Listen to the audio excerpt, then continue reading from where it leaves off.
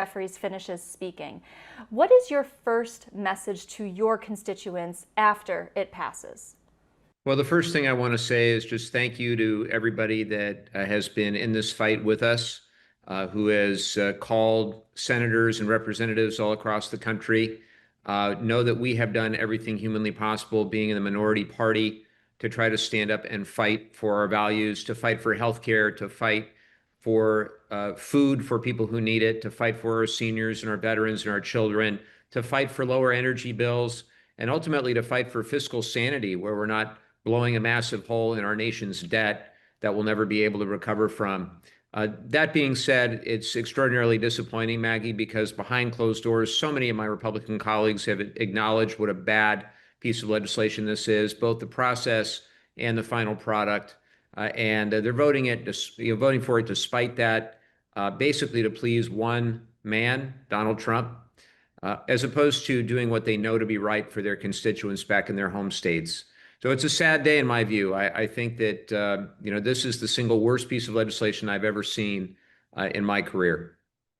You just said you think the deficit that this will cause will never be able to recover from. Did I hear that correctly? Well, we can't keep digging a hole. Can't. The definition of insanity is doing the same thing over and over and expecting a different result. Our debt is currently 36 trillion, and the interest we pay on it is over a trillion a year, which is more than we pay for the entire defense budget. This bill will increase that by all independent estimates, anywhere between 3.3 and $4.5 trillion in the coming years. So, both the debt and the interest on it will continue to increase.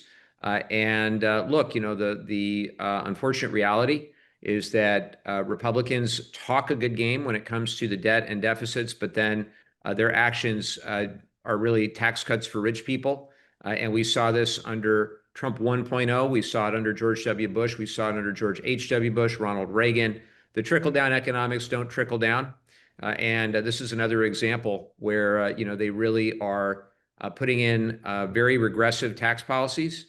According to the Penn-Wharton model, so President Trump's alma mater, if you make more than $4.3 million a year, your tax bill will go down on average by $389,000.